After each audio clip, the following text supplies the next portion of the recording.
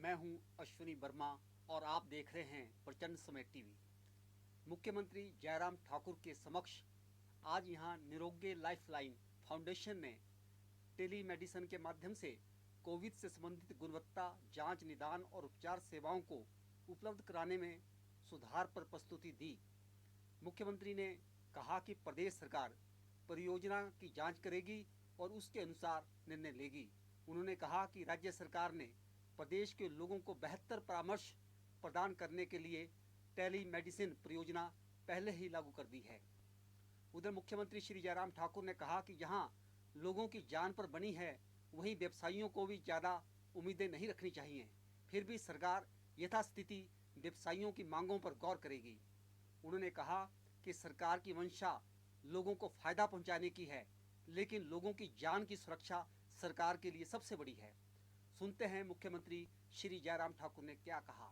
जहां तक दूसरी बात कह रहे हैं, देखिए कोविड की पीक चल रही है और कोविड की पीक के दौरान इस तरह के प्रश्न भी मुझे लगता है कि तर्कसंगत नहीं है और इस तरह की एक्सपेक्टेशन भी उन लोगों की तर्कसंगत नहीं है। उनको भी इस बात को समझना चाहिए यहाँ जीवन का प्रश्न पैदा हुआ है और ऐसी सूरत में सिर्फ मुझे यही कहना है कि हमारी शीर्ष प्राथमिकता है कि टूरिज्म इंडस्ट्री जो है जैसे नॉर्मल हमारी सिचुएशन आ जाती है, तेजी से जो है उसको पटरी पर लाना, उसको जो मदद जिस रूप में हम कर सकते हैं उस तरह से हम काम करें और उसके बाद जो टूरिज्म में काम करने वाले जो लोग हैं, नौजवान हैं, उनको रोजगार मिल सके और इंडस्ट्री अपने पांव पर खड़ा हो सके। ये हम कोशिश करेंगे। लेकिन जहां तक बात है, इस हालात में मुझे लगता है कि ऐसी बातों का कोई अर्थ नहीं है जहां जिस प्रकार से वो उनकी एक्सपेक्टेशन है, उनकी अपनी भावनाएं, वो अपनी बात कहें, लेकिन नाराजगी जाहिर करना सरकार से ही करना या सरकार ही सारी बातों के लिए जिम्मेदार है, उचित।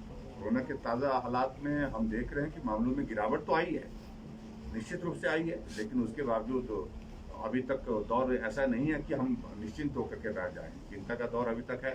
मृत्यु अभी तक भी बड़ी संख्या में लोगों की हो रही है, तो दुखद है। और ऐसी स्थिति में जो भी हमारी तैयारी है, हम उसके साथ जो है अभी तक भी मैदान में डटे हैं, खड़े हैं और पूरी तरह से सजग और सतर्क होकर के काम कर रहे हैं। सुखराम चौधरी ने आज ग्राम पंचायत कुंडियों के अजीवाला गांव में बंगाला बस्ती के रास्ते का निरीक्षण लोक निर्माण विभाग के साथ किया। निरीक्षण करने के बाद लोक निर्माण विभाग को जल्द से जल्द शिमला के उपायुक्त आदित्य नेगी ने बताया कि इस वर्ष सेब उत्पादन के साथ 2 करोड़ बॉक्स होने की संभावना है, जो पिछले वर्ष के मुकाबले ज़्यादा है।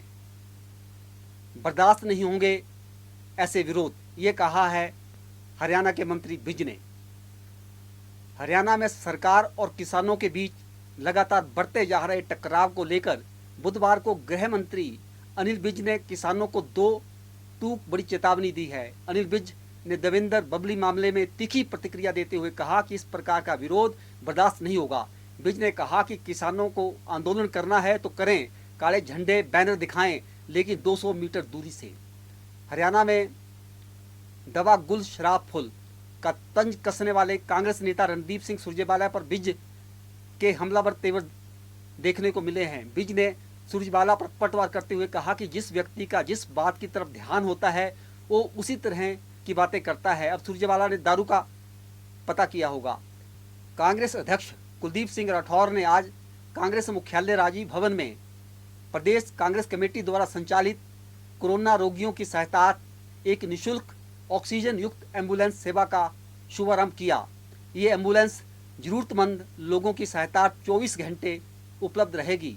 प्रदेश कांग्रेस कमेटी ने आज राजभवन में राज्यपाल को कांग्रेस अध्यक्ष कुलदीप सिंह राठौर का एक पत्र सौंपा, जिसमें उन्होंने प्रदेश में बढ़ते कोरोना संक्रमण के चलते प्रदेश मुख्यालय राजीव भवन के 2 मीटिंग हॉल होम आइसोलेशन के तौर पर उपयोग करने का प्रस्ताव दिया है। हिम्मत और उम्मीद से मिली दिशा। 65 वर्षीय दिल की मरीज कौशल्या ने कोरोना को मात दी है। कांगड़ा जिले के बरवाला गांव की कौशल्या देवी के दिल में कुछ अरसा पहले दिक्कत आने से उन्हें सांस लेने में परेशानी हो रही थी। चिकित्सीय परामर्श के बाद उनके दिल में 2 स्टंट डाले गए, लेकिन जिंदगी उनका इम्तहान लेने से पीछे नहीं रही। हाल ही में उन्हें कोरोना ने जकड़ लिया। किंतु उन्होंने हिम्मत और उम्मीद का दामन नहीं छोड़ा। तमाम मुश्किलों के बावजूद प्रशासन की रहनुमाई में सिटी अस्पताल के डॉक्टरों के प्रयासों से उन्हें नया जीवन दान दिया गया है। कौशल्या के पति मस्त राम बताते हैं कि मेरी पत्नी की सांस रुक रुक कर आ रही थी, उन्हें सांस लेने में भारी दिक्कत हो रही थी। मैं उन्हें तुरंत खुंडिया अस्पताल लेकर गया, जहां उनका कोविड टेस्ट हुआ, रिपोर्ट पॉजिटिव आई। अब अस्पताल में 4 दिन तक ऑक्सीजन पर रखने के बाद उन्हें घर भेज दिया गया है। अब वे जिला सिरमौर के पौंटा साहिब में प्रत्येक गुरुवार को मेडिकल बोर्ड अपनी सेवाएं देगा। ये जानकारी मुख्य चिकित्सा अधिकारी डॉक्टर के पराशर ने दी। पिछले 24 घंटे में देश में 1,33,048 लोगों की कोरोना रिपोर्ट पॉजिटिव आई है। इस दौरान 3204 लोगों की संक्रमण की वजह से मौत भी हुई है। राहत की बात यह है कि 2,31,277 संक्रमित ठीक भी हुए हैं। इस तरह एक्टिव केस मरीजों की संख्या में 1,01,000 की कमी हुई है। मंगलवार को देश में अरुणाचल प्रदेश, मणिपुर और मिजोरम को छोड़कर बाकी सभी राज्यों और केंद्र शासित प्रदेशों में नए संक्रमितों से ज़्यादा संक्रमित ठीक हुए हैं। महाराष्ट्र में सबसे ज़्यादा 35,949 लोगों ने कोरोना को मात दी है। इसके अलावा तमिलनाडु में 31,683, कर्नाटक में 29,271, केरल में 24,117 लोग रिकवर हुए हैं। शिमला में तेज गर्जना के साथ बरसे बादल, 5 तक सताएगा मौसम। राजधानी शिमला में बुधवार को मौसम ने फिर अंगड़ाई ली और दोपहर बाद आंधी व मेघ गर्जना के साथ अच्छी बरसात भी हुई। इससे मौसम ठंडा हो गया। मौसम विभाग के येलो अलर्ट के बीच शिमला से सटे ऊपरी इलाकों में बारिश संग ओले गिरने से सेब व गुठलीदार फलों को नुकसान पहुंचा है। मौसम विभाग के अनुसार शिमला सहित राज्य के मध्यम ऊंचाई वाले पर्वतीय इलाकों में 5 जून व उच्च पर्वतीय क्षेत्रों में 4 जून तक मौसम खराब रहेगा, जबकि मैदानी इलाकों में आगामी 8 जून तक मौसम के साफ बने रहने का अनुमान है। शिमला में बुधवार को अधिकतम तापमान 21 डिग्री, सुंदरनगर में 32.8 डिग्री, भुंतर में 31.6 डिग्री, कल्पा में 21.6 डिग्री, धर्मशाला में 26.8 डिग्री, ऊना में 37 डिग्री, नाहन में 30 डिग्री, सोलन में 29.5 डिग्री, कांगड़ा में 34.5 डिग्री, बिलासपुर में 35 डिग्री, हमीरपुर में 34.7 डिग्री, चंबा में 32.7 डिग्री, डलहौजी में 19.5 डिग्री और केलंग में 17.9 डिग्री सेल्सियस रिकॉर्ड किया गया। अब तक 4 राज्यों में 12वीं बोर्ड परीक्षा रद्द। हरियाणा के बाद मध्य प्रदेश, गुजरात और उत्तराखंड में नहीं होंगे एग्जाम। उत्तर प्रदेश, राजस्थान और हिमाचल प्रदेश समेत 23 राज्यों में फैसला जल्द। उधर नीट यूजी परीक्षा के लिए जल्द जारी होंगे एप्लीकेशन फॉर्म। एनटीए ने लॉन्च किया ऑफिशियल वेबसाइट।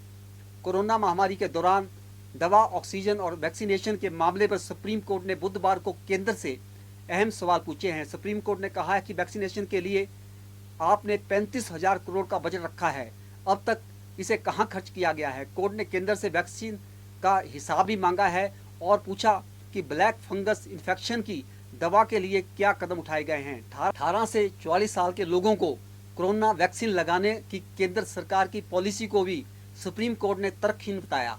कोर्ट ने इस मुद्दे पर अपने आदेश में कहा कि केंद्र ने 45 साल से ज़्यादा उम्र के लोगों को मुफ्त टीका लगाने का नियम बनाया था।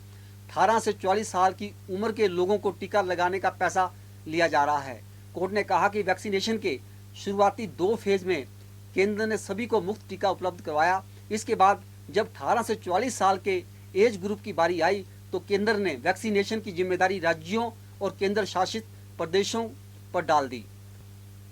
उनसे ही इस एज ग्रुप के टीकाकरण के लिए भुगतान करने को कहा गया। केंद्र का यह आदेश पहली नज़र में ही मनमाना और तर्कहीन नजर आता है। राहुल कर रहे हैं दिल्ली के पत्रकारों को अनफॉलो।